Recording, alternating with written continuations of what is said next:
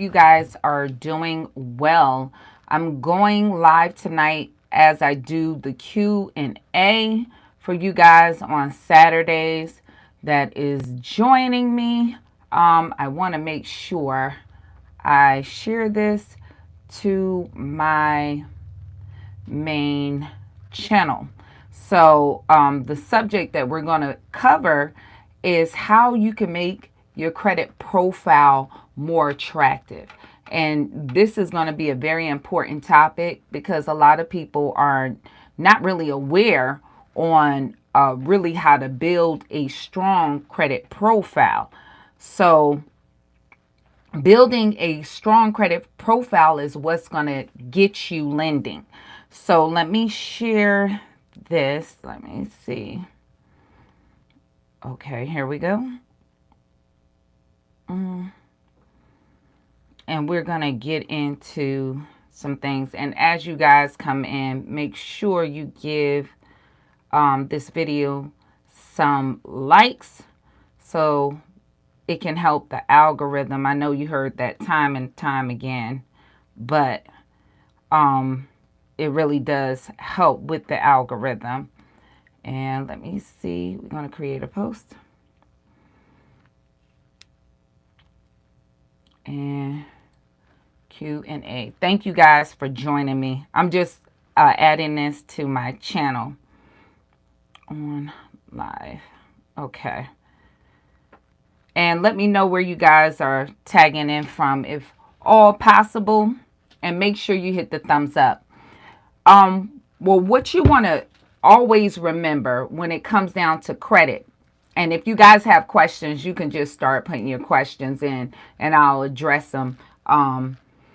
Just so once I tell you guys these points.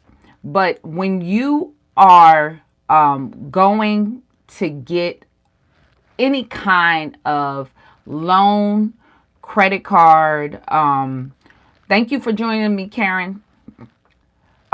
Any kind of financing, you need to always understand a lot of people are just chasing credit scores, but you want to chase income.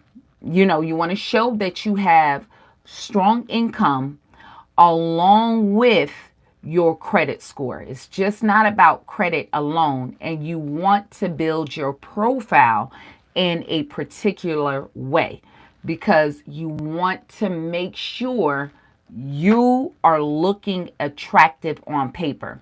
Remember, banks, lending institutions, they do not know you personally.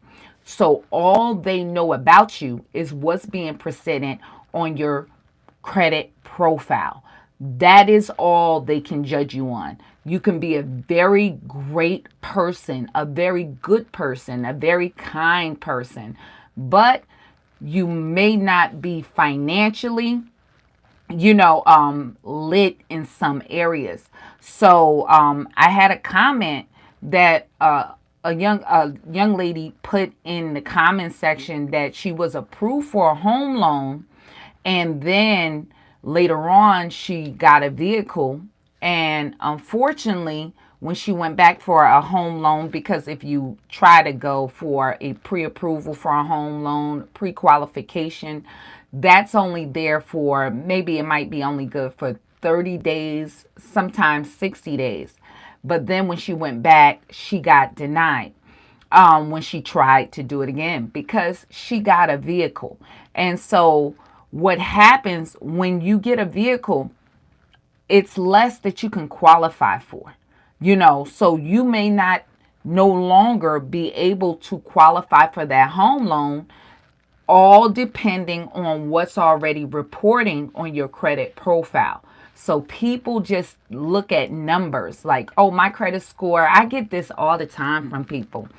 People will be like, oh, I got denied for that card you said, and my credit score is a 717, 725. You're really not saying anything. And let me tell you why you're not saying anything. There's tons of people that got a 725 credit score and have a collection reporting on their credit report. I try to tell you guys all the time, you can increase your credit score adding on positive lines of credit if you're under a 700 just by adding on unsecured lines of credit. It'll get you to a 700 and even a little above. But and you don't have to remove one negative item. So it all depends on what's the lending requirements for what you're going for and what's on your profile. There's people with a strong 680 credit score that can get way more than somebody with a 725 credit score. If your income is not together and you're debted up to the hills, you ain't going to get qualified for what somebody with maybe maybe a 670 credit score can qualify for. So you need to understand what's reporting on your credit profile. What do you have and how much income that you have for whatever you're going for, can you afford it? And this is what a lot of people care to think about. So number one, let me give you a great example. A lot of people, and I say it over and over again, they believe to improve their credit score, they add self accounts, they add pledge loans. How is that going to pan out if you're trying to improve your credit for a home loan? You're adding debt. You're obligating yourself for a fictitious, really, monthly payment that is not helping you. And these people are doing this to build good payment history. You can build good payment history with a credit card, because if you make the payments on time, it's going to reflect as a positive payment. But the thing is, 30% of your credit score is utilization or debt to available credit. So you're adding more available credit. You just make sure you keep the debt on that card low. Or if you're going for a home loan, you could just have it at zero. And it increase your credit score. And as you paying on that monthly payments, if you're not writing that utilization on those cards over 30% and you're making payments, it'll build positive payment history. But by you adding on a trade installment loan, a car, a self account, it's going to disqualify you. If you're going to rent an apartment and you're debted out, you put a self account on so I can try to improve my credit score to get an apartment. They're going to look at your income and what's reporting on your income to see what you can afford. Okay. Can you afford this apartment? So many, after the pandemic, many landlord property management companies are looking for 2 to 3 times the income that you make monthly minus your debts, your car note, student loan payments every month. Then you slap a self account on there. That makes absolutely no sense. So why would you put that on your credit profile? That just, to me, or a pledge loan, that makes no sense. There's better ways to build your credit report and your profile than doing that. Because I don't care if you now got a 700 credit score or a 725, but what you put on there disqualify you because it makes you look like you have more debt and you cannot afford that loan or afford that apartment or afford that home. Banks are looking at risk. This is why a lot of people don't understand. They'll say, hey, I need the money. I need money. Banks are not going to give you money because you need money. You're the last person that they want to give a loan to. You never want to allude to a bank to know that you need money, because what they're looking at, your ability to repay. Always remember that. That's what you got. Thank you for joining me, Miss T and Parlene. Thank you for checking in. You always got to remember that. And so I know a lot of people, it's very hard because you need in life. You need, like, I need a place, and it's so many demands based off of credit. But credit is just the one place to start. Credit was built by the banks to judge you. It's not for you, it is for them. So they have other factors. This is why you have to start educating yourself financially so you know what to do and what not to do. Don't run out and get a car loan if you're trying to go and get a house. You don't want to do that. You're adding debt on.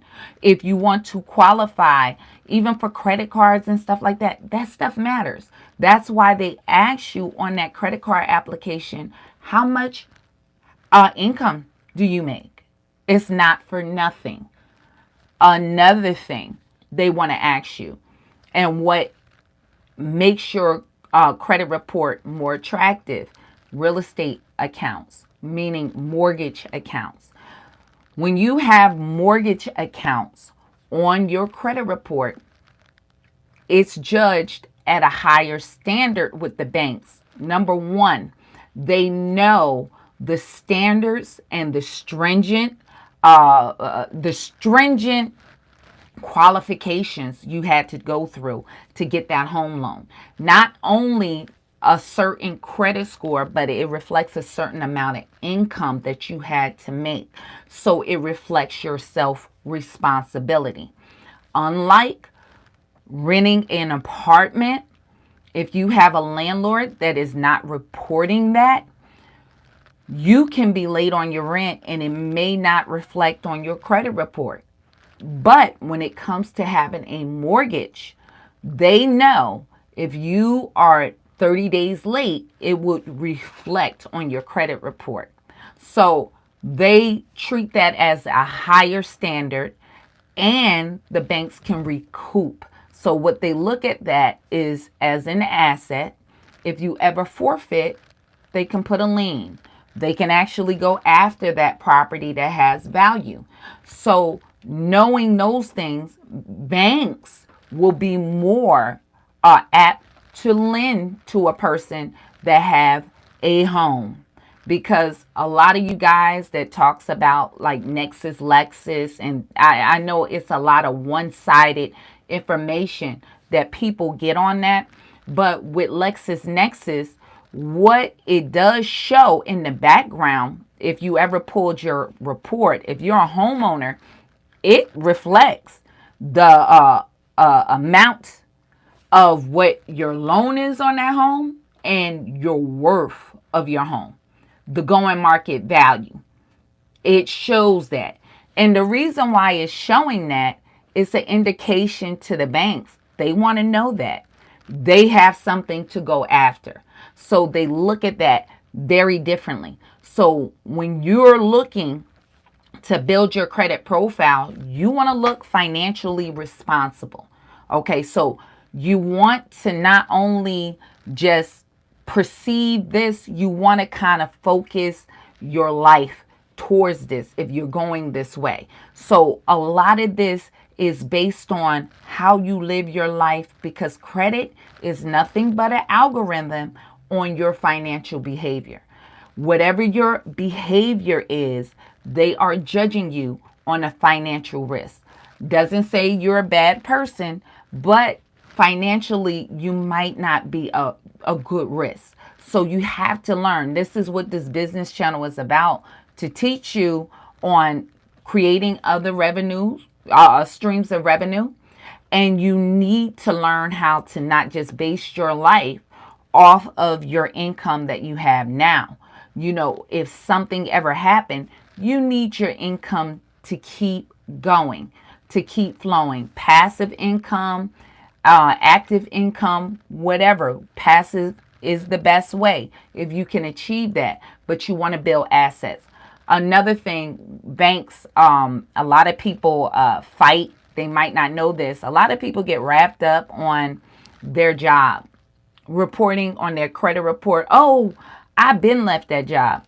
The longer the job history you've been there, the more attractive you look to banks. You look steady.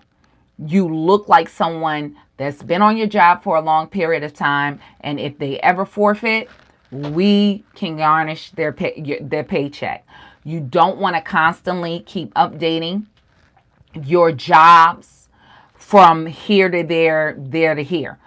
Another point that's on there too, if you have a old job that's on there, why bother with it? Especially if you have collections, if you got charge-offs.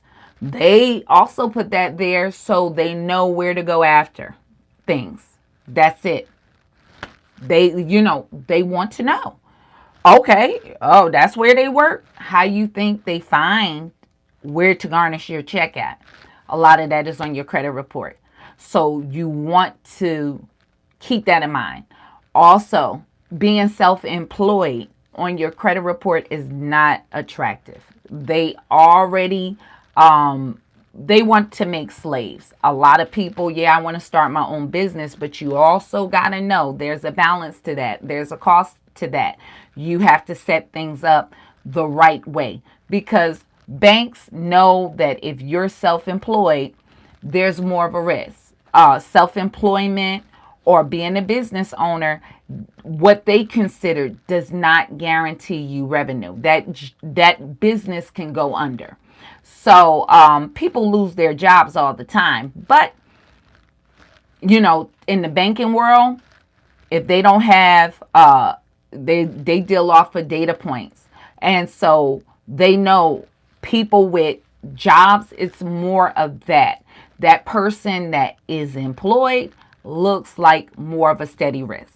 If you're a self-employed person and you got an LLC, you may be more attractive by being an employee of that LLC, because technically you don't own that business. If you are incorporated, the business owns itself.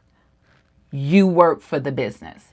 So that is more attractive to get a loan for, or to apply for a credit card for, from that stance. Now, there's going to be a time, if you're going for a home loan, there's different regulations on what they're looking for. So it could be 2 years of tax returns that they want to see. They want to see that a business is established for 2 years.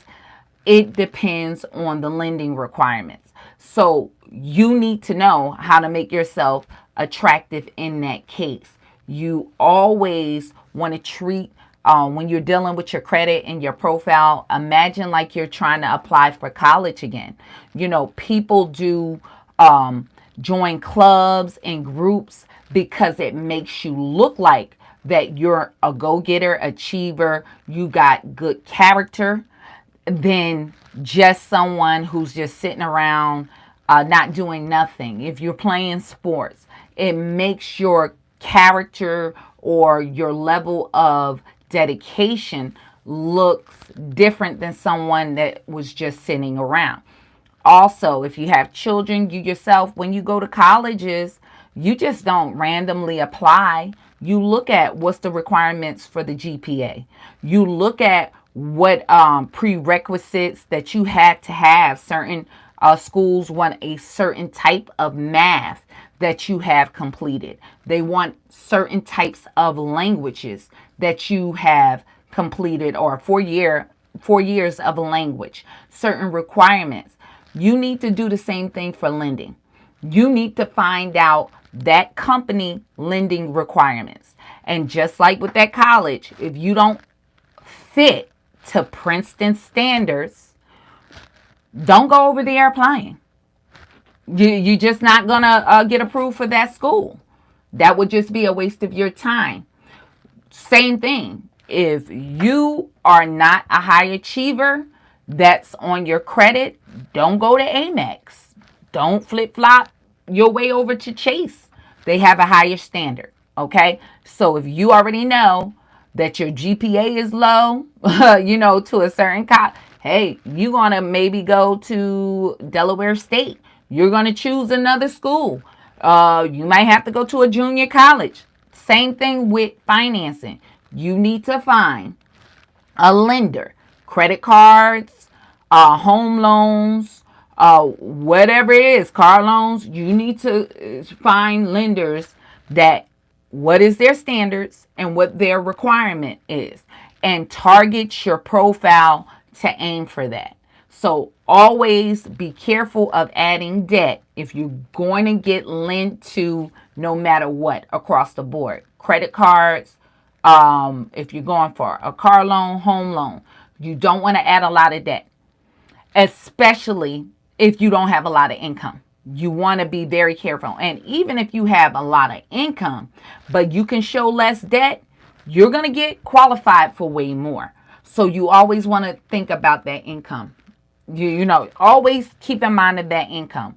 Always keep in mind on how to make your credit profile more attractive. Things like various addresses all the time. You want to clean that up. Thank you for joining me from Toronto, Chris. You want to clean that up. You don't want to look like you're constantly moving addresses because it doesn't make you look steady. You always want to make sure you dress up that credit profile in that way. Another thing, certain affiliations, there's certain subscriptions you should put yourself to. Even certain places that you go. Places like Roof Chris, certain places that you use your credit card is being taken tracked of and account of. You need to think about those things. Even if you are certain subscriptions, you take notice. Golf magazine subscriptions, higher echelon subscriptions. You want to try to get your name in these systems because it make you seem like you're at a different level of life. So where people always try to fight CoreLogic, LexisNexis, and some of these things you need to use to your advantage if you know how the system works. You want to get your name circulating in certain systems, but you want to be perceived in a certain way to make yourself to be more attractive. This is why I tell you guys, putting secure credit cards. Some people have to start there, but you want secured credit cards that can convert. They know when you have secured credit cards. This is why if you're a person with a secured credit card, all the offers that come in the mail are secured credit cards because they're judging you on what's on your credit profile. So you want to make yourself look way more attractive. Larger credit lines look way more attractive. It makes you look like you have a financial, responsible life, the way you handle credit. Also, managing multiple credit card accounts. If you have less than 5 open revolving credit card accounts, you look risky. You are a thin credit profile. So they are judging that. So you want to make sure that you're aiming for that. Particular types of credit cards that you're adding on. Don't add a ton of store cards. You want to try to have a healthy mix. You can use, I always give you guys videos, and some of them are qualified store cards because that's an easier way to come in versus a subprime credit card. They can both increase your credit score, but when you're looking at the long term, you want to be able to cross over to get bank cards that's at a higher tier. So you want to watch what you're building on your credit profile because everything is not equal when you're looking at your profile. So these are some tips that you guys keep in mind on how to build a strong credit profile. So I'm going to see if you guys have any questions. Let me check out the chat. Thank you all for joining me. I really appreciate you guys. Angela, thank you for coming in. Karen, thank you for coming in. Pauline, Trish, 11, thank you for coming in. And Pauline saying she's in Texas. Thank you for joining me. Miss Glam Chick, Pauline says she wish she would have known that.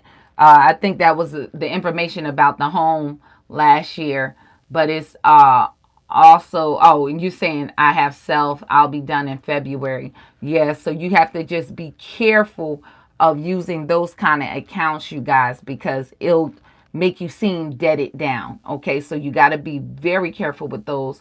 HR Collins, thank you so much. I appreciate it. You said you finally got a chance to watch. You still didn't get the notification. Sometimes they be playing games around here.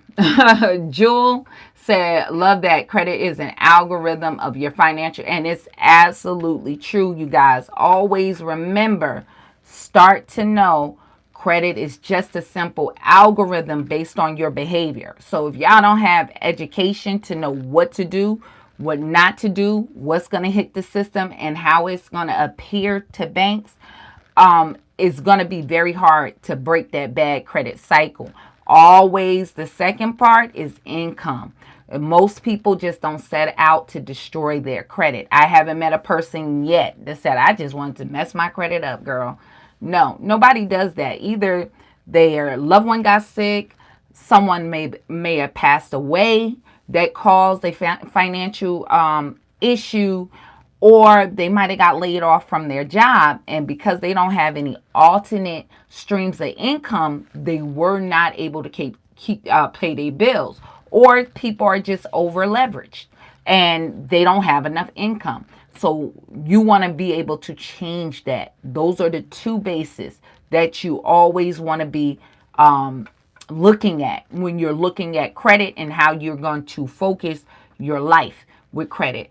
And Mr. Collins said, Miss Sherry, I have 4 late payments with Capital One and 2 late payments with Total Visa. Capital One sent me a letter. Oh, okay. Okay. So, Capital One sent me a letter and removed them.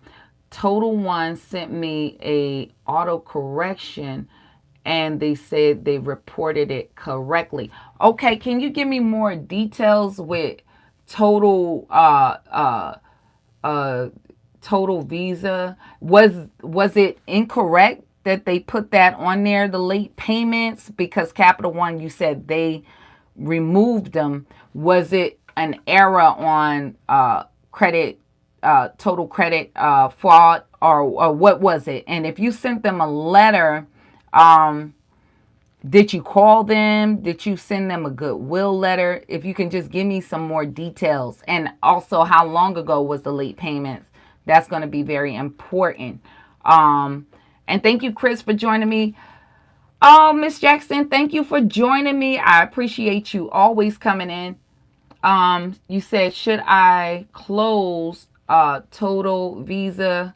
I know it's a bad credit card. But I have since college and never closed. My payment history went from 95% to 98% because Capital One removed it. Total Visa, like, how many? Is it your first credit card? Is it your oldest credit card? And what's your current credit score now? Because if you close that account, it wouldn't necessarily remove the late payments, but it can, if it's an old account, not only decrease your credit score because of age of credit, which is very important. If you're over a 700 credit score, age of credit is always going to be a 10% factor, and a really big factor if you're over a 700 credit score. And utilization is going to decrease your available credit. So you can close it if, certain cards, if you outgrew them in life, you can close them if they, high interest, monthly, high annual fees, or, a monthly fee. But you just gonna have to prepare yourself. Your score is gonna go down.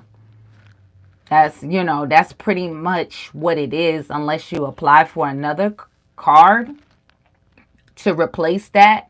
in between that gap before it reports, then maybe you can transition, but it still may not help age your credit. And actually, if you add another credit card and remove that old credit card history, what happens when you add a new credit card? This is why if you're over a 700 credit score, any new account decreases your age of credit.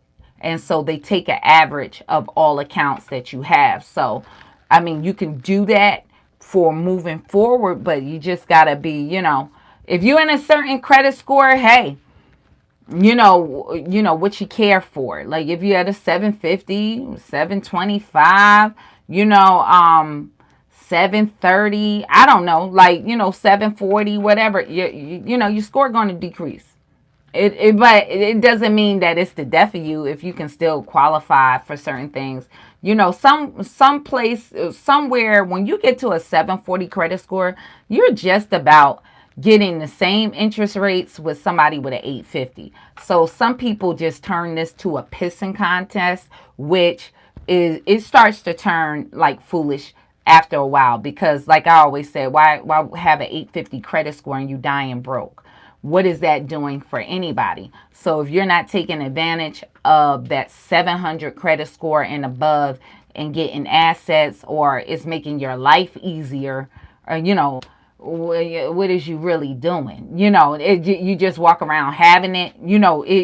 Having a credit score, if you're using this wisely, you should be using it to put you in a better position in life. So I want to make that totally clear, because I know a lot of times when I make videos, some people, not everybody, will assume, oh, you're teaching people how to get into debt. No, I'm teaching you how to leverage debt to get yourself into a better position. One thing about it, the credit card system is based off the credit system is based off of credit cards, because a lot of these people that say that lack education and don't understand the credit system is being created and judged by banks. They only make money primarily off of interest. That's why they love credit cards. It never closes. It's a revolving line of credit. So they judge you at a higher rate of that. So when you're thinking about closing your credit cards, this is why it decreased your credit score and your age of credit, because they constantly want to be able to have the opportunity to make interest off of you. And this is why it's judged that way. So just think about it like that. And I gave you the information, but pretty much you got to make your own decision on that with the information I gave you. Howard Jefferson. Oh, thank you for joining me, Howard. I appreciate it. Pauline says student loans is your biggest problem. Okay, do you have a large, if you give me some details, maybe I can give you some suggestions if it's they're large, or if they're in default or late payments as such. Mr. Collins saying you sent a goodwill request to both. They are correct. Though they are correct, though mad mistakes in the past. Well, okay, that's thing is how old. Oh, you said it was last year. Okay. Well, you just gotta balance it out, because if it don't get removed, Mr. Collins, that late payment is still kind of there. Anything like if you ride it out another year, it's already been a year. Pretty much it's not going to stop you from being approved. Like I tell y'all, late payments, a lot of people chase that a little bit too hard. Like, even with business credit, if a late payment is over 2 years, they're not really even factoring it in your credit score. I mean, it is what it is. Like, usually if it's over a year, most lenders really is not looking at it that hard like that. And for business credit, 2 years, they're really not looking at it like that. I always tell you guys, you can increase your payment history, authorized users accounts, or adding on positive payment history. I told y'all, like what is that? Credit rim boost. Add on past. You don't have to go on current, but past positive payment history. It's like I said, it's not is the credit thing is very simple. It's not hard when you learn the math, and everything is not going to be perfect. A lot of people get caught up. I got this, and listen, you need to finesse as much as you can with that. Late payments, if it's not like a ton of late payments like that, I just keep it pushing and just do what I can do with my score there. I don't go and chase things, and I leverage my credit. I'm more or less, if you're in a solid position with your credit, and you don't have any current collections, charge-offs, and it's late payments, like even over a year old or 2 years old, I'm not chasing that like that. I'm focusing on trying to qualify or my goals to build something that's going to gain me wealth or put me in a better position in life. That's just me. Now, who am I in life? But I'm not flexing with my credit. I'm not there with that like that. Like I said, if I'm over a 740 credit score, you kind of splitting hairs on your interest rates. So I try to suggest to people, don't get caught up in all of that. That's just my point. Learn how to leverage your credit to put yourself and your family in a better position.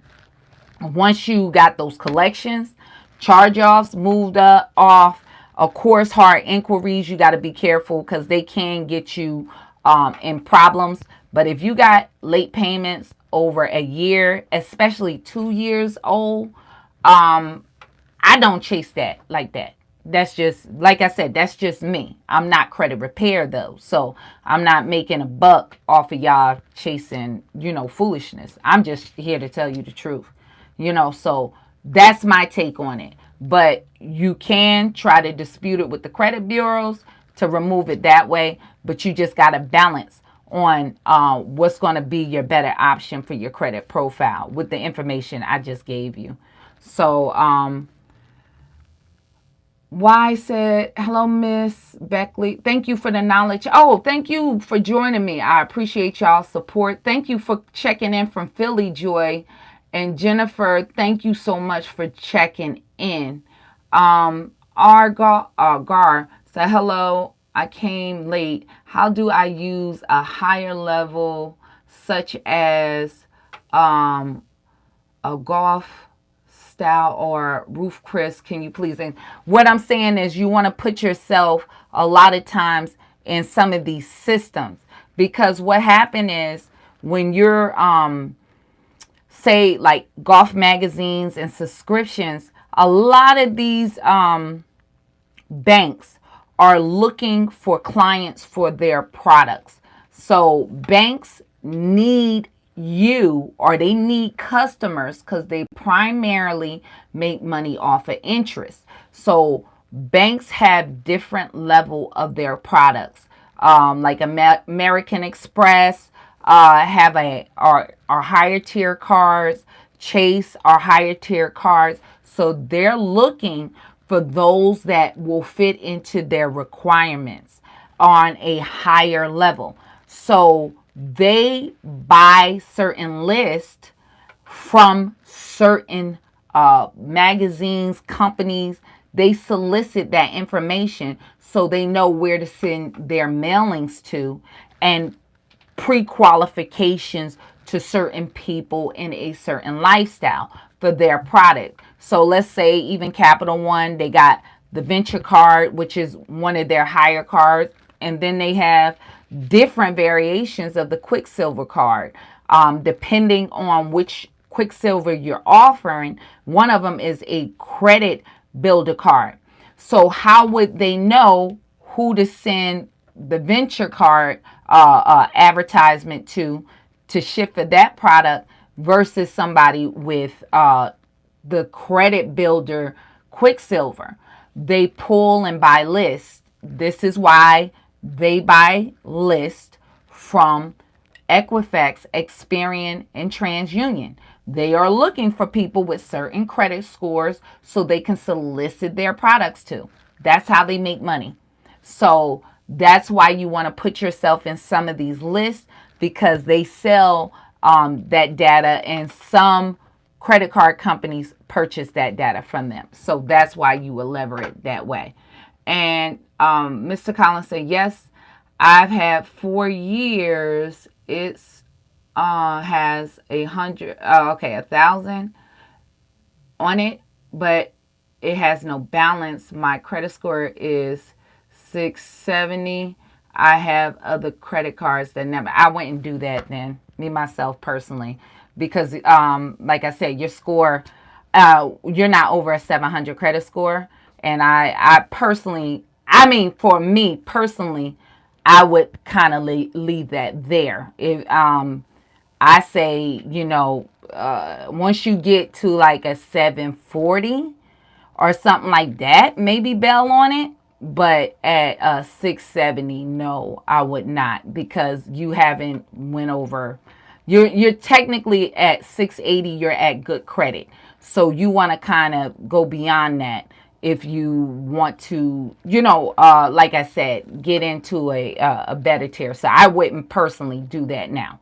That's just my point of view.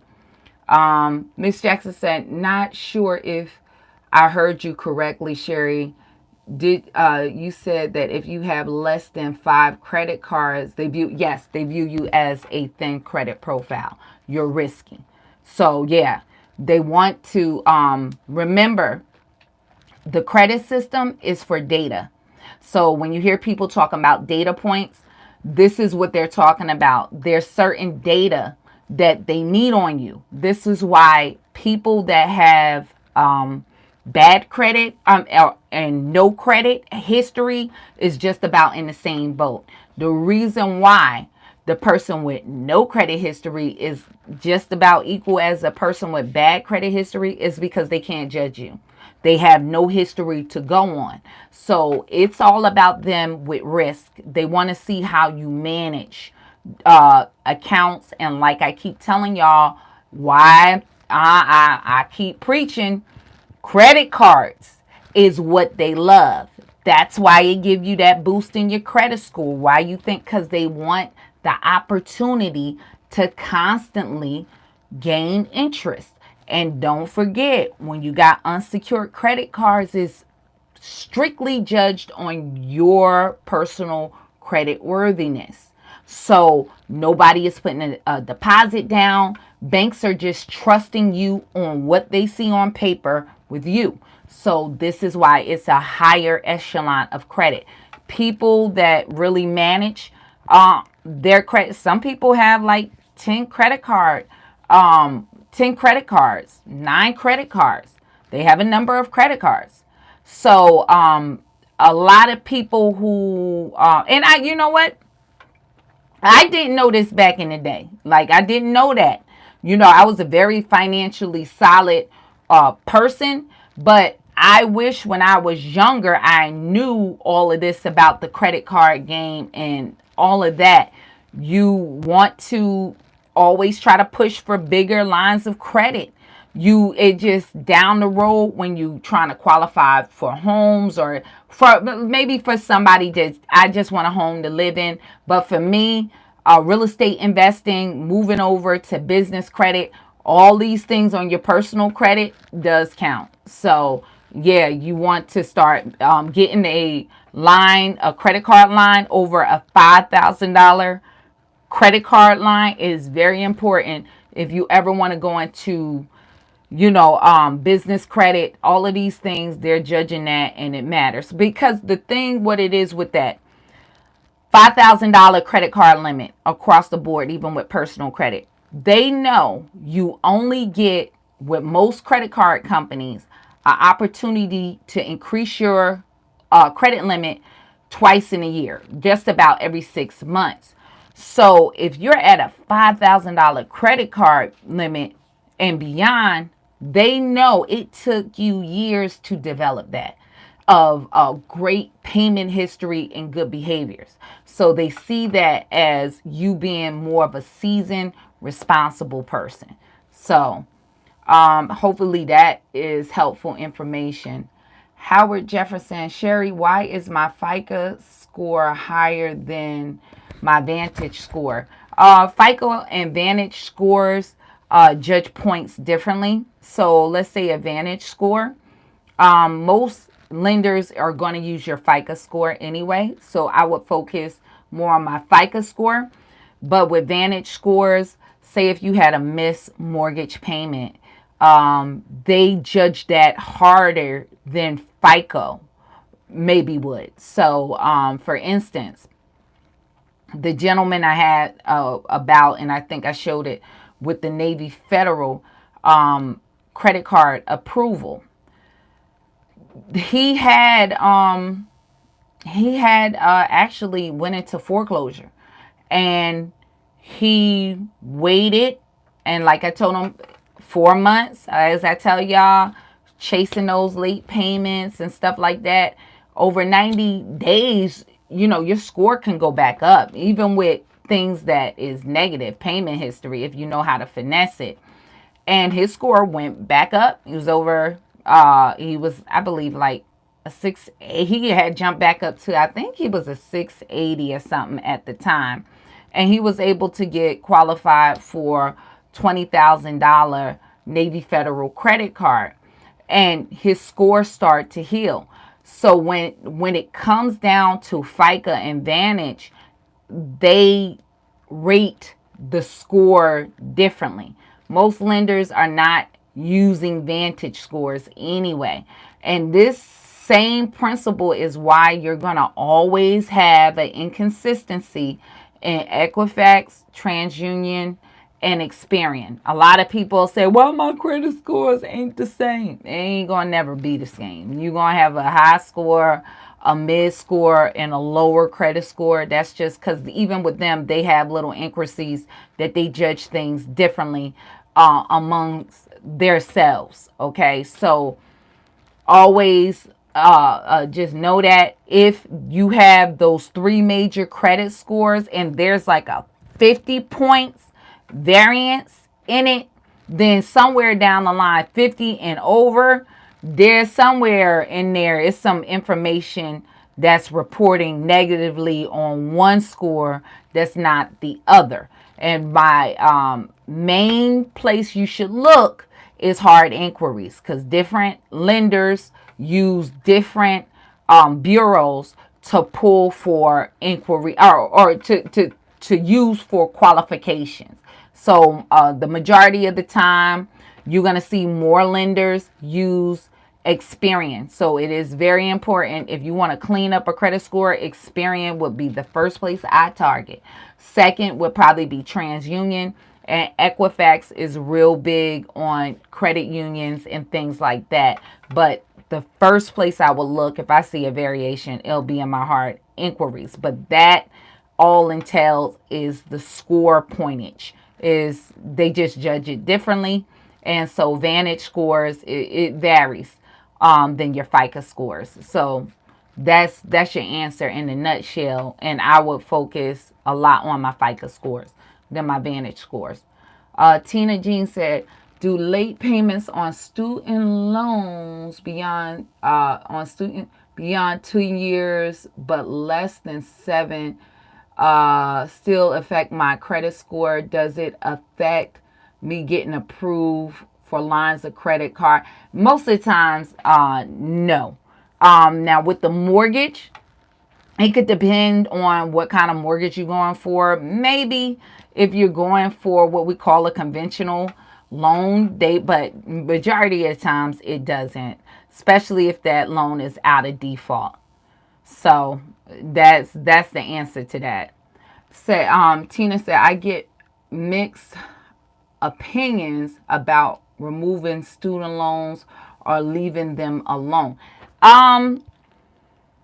Depend on what you're going for, because I hear a lot of people that say, oh, you can remove student loans altogether. If you're going to get qualified for a home, they're going to know that's there anyway. Yeah, so a lot of people believe like I can get qualified for if I can remove that off my credit report. Fannie Mae and all of them going through a FHA loan and all of that. Oh no, they know it's the same. It's the same government. They know that loan is there. But I guess if you're doing it for a car loan or something like that, to qualify for a bigger car loan, yeah, maybe, or renting something like that, to rent a place, and if it's bringing your what you can afford down in that fashion. But if it's for a home, purchasing a home, a lot of people are under that impression. Not saying you, but I'm just saying a lot of people, that's their main agenda, to buy a home, but they know that's there anyway. So hopefully that answers the question. Yolanda said, I'm finally able to join you. Thank you so much for joining me. I appreciate you joining me here tonight. Francis said, hi, Sherry. Thank you for the time and effort in dropping real life gems. I'm picking up each one of. I thank you. I really appreciate it. And she says she's passing them on. I appreciate that. Karen says, Sherry, what do you do when... Sorry, my notification. So what do you do when you sent out the hard inquiry removal letter and they send you a letter stating they had your written permission because you were applying for a car loan? Who did you send it to? And was it like was it one lender, or was it the company itself? Like, so say if you went to the dealership and sat down with the dealership and they shotgun your credit, so are you sending a letter to them, or each individual, let's say Capital One was one of them and they use Santander, is it one of those banks individually? Because if they're saying they got your written permission, you should write them back and tell them you want proof of that. Either way it's sliced. Well, show me where I gave my written permission. So that's what I would do.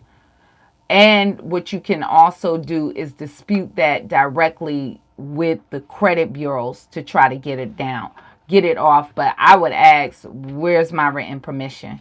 So that's what I would do. A large amount. Oh, okay. It's 30,000. Actually, is that your student loans, Pauline? If that's a large, because 30,000, actually this day and age, that ain't that bad in student loans. If that's what you referring to, 30,000, that ain't that bad. Not in default, they're deferred. I never really paid on it. Oh, they're not in default. They just, oh well, yeah. Well, actually that should be positive history. If it was always deferred, it should be a positive. It's just a qualification. If you qualify for a home, if it's no late payments, but you somewhere down the line have to start paying on it, or if you want to look for, if you want to, you look for student loan forgiveness some kind of way. But eventually you probably need to start paying on that, because it does accumulate interest. If you don't, it doesn't just go away. Let's just put it like that. Joyful said, is the live over? No, we're still live. You said, did I hear that you can have them removed through some kind of credit law? Not sure. None that I know of. Student loans are secured with Congress, and pretty much it's kind of hard with student loans because it is a government type of debt. They're backing that. Even if they go into default, they report for 7 years. You can't bankrupt them off. They're just not normal debts. Congress have set in place that even those collection companies that get those kind of debts, they kind of enforce them and secure them to make sure they're going to be paid. So that's what it is. I don't know of any credit law that will remove them off. I mean, you can dispute them to remove anything off your credit, but disputed or not, you still owe that debt. So it don't make that type of debt go away whatsoever when it comes to government type of loans. Donna B, thank you for joining me. Did you see the Gap card under Synchrony finally changed over to Barclays? Oh, wonderful. I heard that. I think I did that last year, and I think it was saying they're going to change over to Barclays. Thank you, Majestic, for giving us that information. One thing that's good about Barclays, they allow you to add some of them up to 25 authorized users. So that would be optimal if you're trying to help friends and families build their credit. What should you do with a collection account on my credit report for $300 from Verizon about 7 years ago? Oh, you need to dispute that. That's what you do, because if it's over 7 years, then it should now no longer be reporting on your credit report. So you want to dispute it because it should be removed off because it's over 7 years. So that's what you want to write to the credit bureaus. Miss Gray saying Sherry took out a $25,000 pledge loan, lowering my utilization quickly. Yes, it went from 36 down to 7%. Please share your thoughts on this tactic. I returned 90% of the funds. Was this wrong? So you saying, okay, your utilization. So you're saying your pledge loan went down your utilization to 36%. So you're saying you took out the pledge loan, and then you paid it down. And you said return 90% of the funds. Was this tactic wrong? No, not necessarily. If you're, I guess, just want to build a relationship with Navy Fed and I guess build your credit score. But if you right now, say if you go right now and you was applying for a home loan or applying for anything, that will be considered as a debt. Whatever the balance on that is considered as a debt. And whatever that monthly payment, they're going to deduct that out of your disposable income of what you can afford. So if you're just doing it, I'm going to pay this off before I apply for things. Okay, yeah, it can build your credit like that. But if you have that, you need to, stall out or whatever. Yeah, it might not totally deny you, but you might not can get more of a home loan. So let's take, for instance, with your income, you could qualify, let's say, for a $300,000 house. Throwing that loan, having that debt on, you might now only qualify for a $200,000 home because of the debt. So that's what what you can afford is what it will deduct from. So anything that you're doing like that. So it's with the qualifications with your income. So I hope that helps people. But if you're going to use it, well, I'm just trying to improve my credit score or relationship with Navy Fed. Most of the times that's what the pledge loans are good for. Okay, have at it. But it's better ways to do things in my book. That's all I'm just saying. Who decides on taking points away from you during a hard inquiry? Oh, it's just in the just part of the credit bureaus where FICO, the FICO score is judged on that. So that's where your points get deducted from. So it's the scoring model. So imagine if you were in school, your teacher is creating your score on whether pass a math test or even, let's say, an English test. And they judge you on grammar. They can judge you on social studies. Did you understand what the history was about? And then they can take points away if the grammar isn't correct.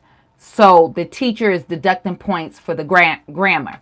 They are the ones that's built the system, the credit bureaus, and they judge on certain things. They deduct points for hard inquiries, 3 to 5 points for every hard inquiry that's there. So the bureaus is the system that's deducting, where FICO is the Fair Isaac company that made up the scoring model. They make up the software that the bureaus use. Okay, and lenders use the bureaus to judge you off the system of the FICO scoring model. So that's the bureaus, and that's just the scoring model. So it's not the banks themselves. Hello. Good to see you and sharing the information. Thank you, Kingdom Living. Michael said, I'm here from Seattle. Thank you for joining me, Michael. I appreciate that. You have completely inspired me on my credit journey. I'm glad to see that I'm helping people. I do. Don said, how do I increase my credit limit? What you want to do is whatever credit card you have, you want to research with that bank. You can Google it to find out. Number one, you want to find out what credit score they're going to use to judge you for the increase. If it's going to be a soft pull or a hard pull, and what bureau that they are pulling from. You also want to bring down all your credit card utilization. I say it's best to pay it all down to 0 and let it report on your credit report to see if your score go up, to reflect that. But you want to make sure if you're going for a credit line increase, you pay your cards down. You want to have very little utilization. If you had a late payment or a collection that just hit your credit score, I wouldn't apply. I'll wait some time, maybe 6 months. The collection itself, I would deal with that situation. I'll send out a debt validation letter. But those are some of the things that will get you denied if you're not careful. If all those things are in order and you don't have a lot of hard inquiries, then I'll apply for it. But you got to make sure what's the terms that they approve you, because some companies will do a soft pull like Amex for any new credit line with them, but or a credit line increase. But some of these companies are going to do a hard pull like Discover. So that's what you do. You apply, but you want to make sure those ducks are in order before you apply so you don't be denied. Tina said, okay, thanks, Sherry, for the clarification for me. Thank you, Tina, for joining me and for your question. Pre-qualification for Navy Federal cash rewards. I have a secured card. Okay. If you feel strong about it, I'll look at my credit report with TransUnion if you're going to apply for that card, and see what your TransUnion credit score is. And then I would see, from there about applying. And how long have you had the secured credit card? Because they usually look for you to review you at least within 6 months to convert that card. I'm surprised they haven't, if they haven't converted your card yet. I question why they haven't. Did you just join Navy Fed, and did you ever apply for a credit card with them? Why you just have the secured credit card? Darnell said Detroit So what if I started building my credit using self, kickoff, etc., and just let them go from there with adding or applying for credit? Yeah, you can do that. You that will work for sure. But I'm just saying, be aware if it's on your credit report on your profile, it could, and most likely you're going to qualify for less if you're going for, like I said, an apartment, uh, a home, even a car loan. That's going to be judged because it's a monthly payment and they deduct that out of your disposable income. Okay, so hopefully that's helpful. Forgotten, 267 says 36 to 7% is amazing. Okay, utilization.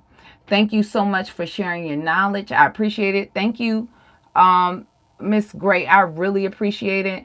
Pauline said, last question. If you're in a rental lease and close on a home, how can you get out the lease?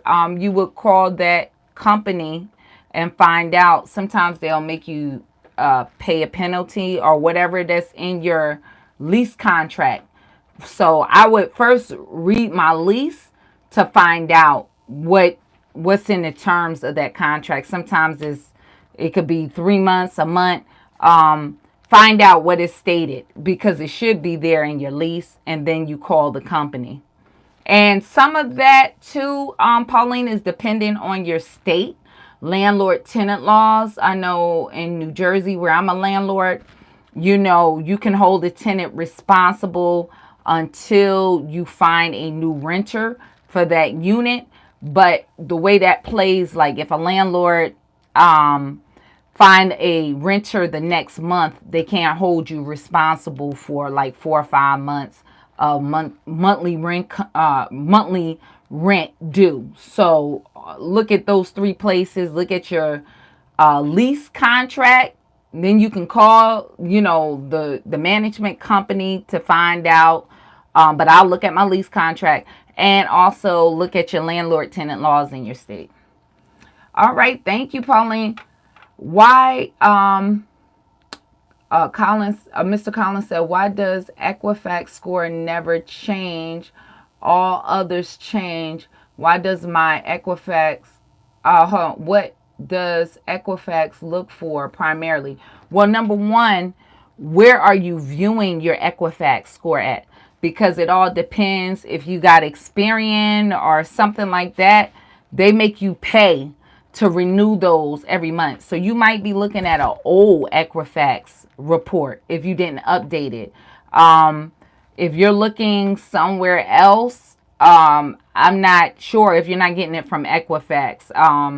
My Equifax score changes, so I'm not sure. If you're a Navy Fed customer, they have it right there in the app.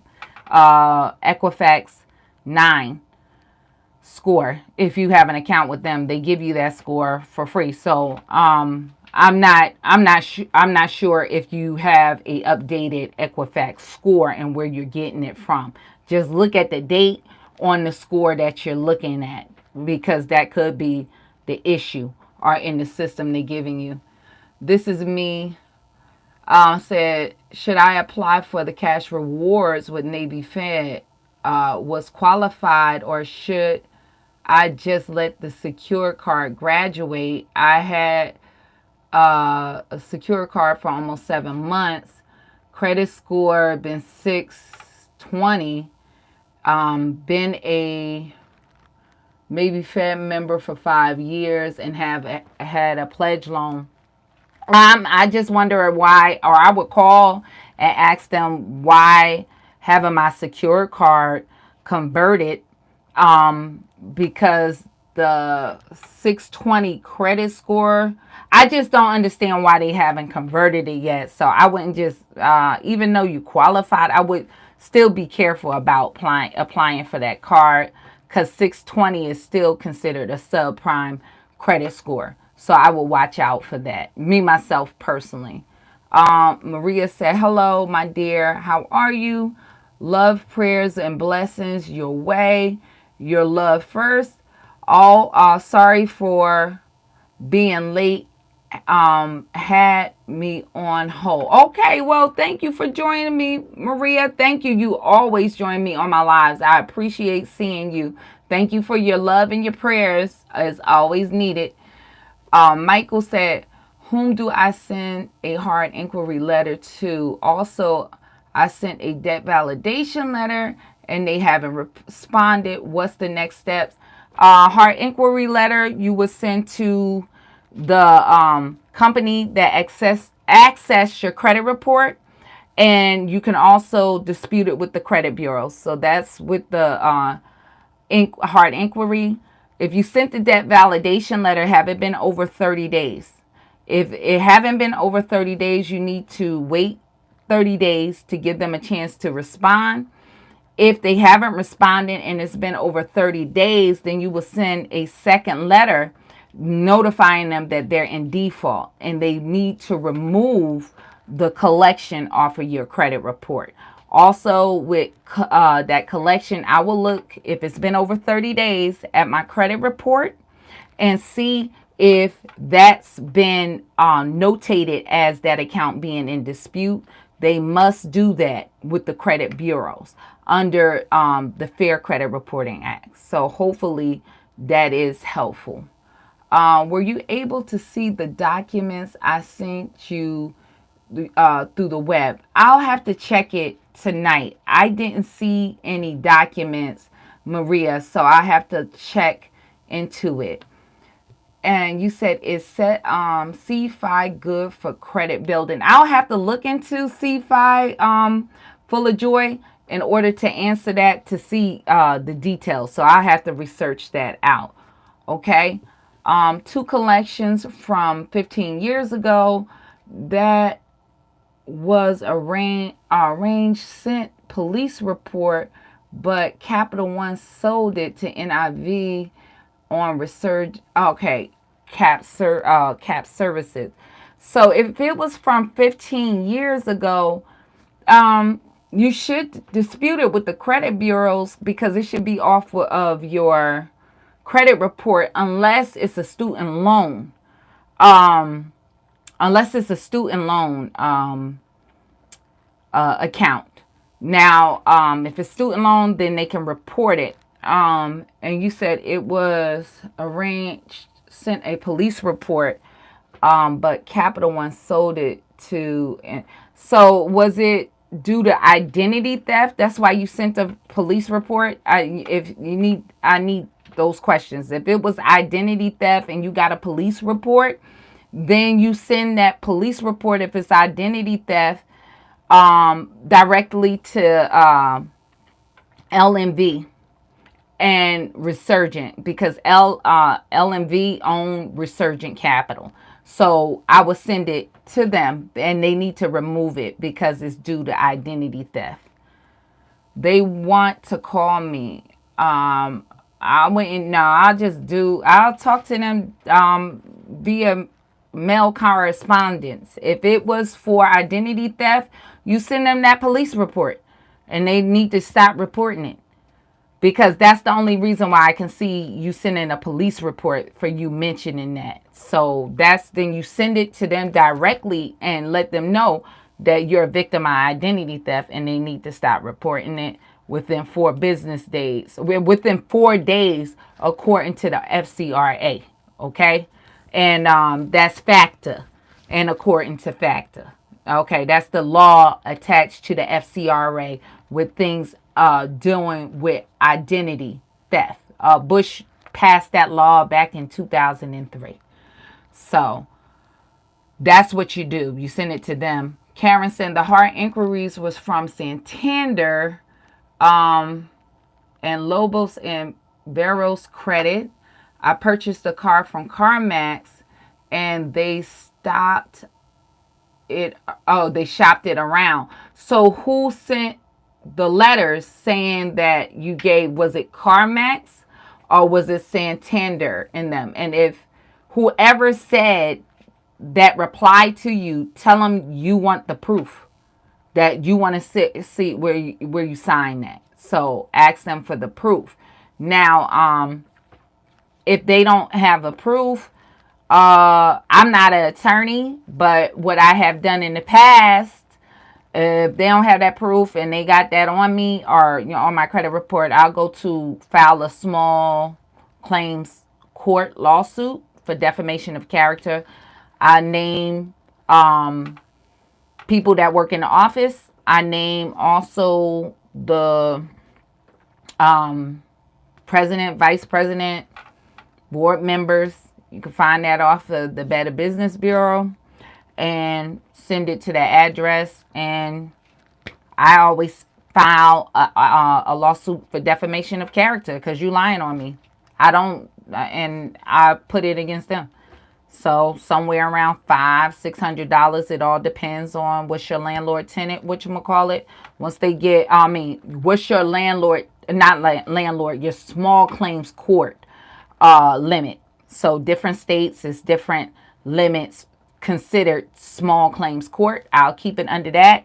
Name them in my lawsuit by name plus the company, and I call them once they receive it and let them know y'all want to remove this, you want to make a deal, you want to get this up out of here before y'all be coming to court and you don't have any proof. Most of the times they fold like a card house, and I run my money because I paid legal fees, give me $200, and they, in the settlement, tell them they got to remove it within 30 days. So I got plenty of videos about that. You can go and get the breakdown of that. I just glanced over it, but that's what I have done in the past.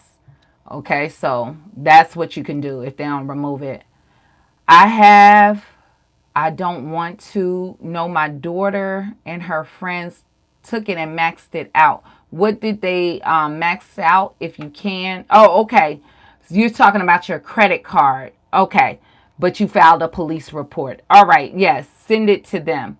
And Full of Joy said, do you know about VA loans? I'm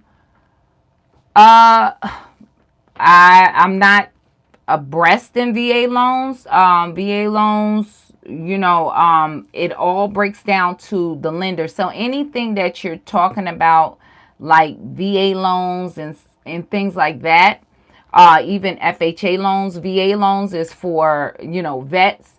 And of course they had to be honorably discharged. You need to talk to a lender to find out what's the requirements.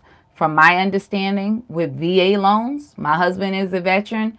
It depends on who the lender is, the requirements that they have for you. The difference between FHA and VA that I see, VA, unlike FHA, you need with FHA a year of income. Not income, but a year of employment.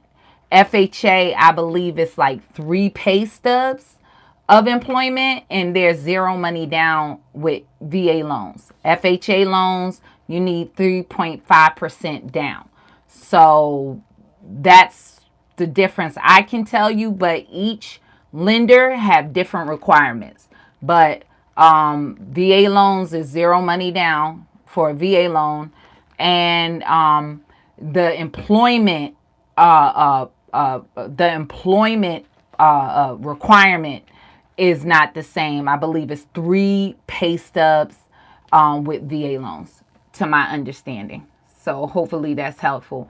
Karen, you said Santander. Well, I just gave you what I would do in that situation with that inquiry. If they can't send you the proof, then I would file a small claims court lawsuit. That's what I did. I'm not an attorney, so this does not constitute legal advice.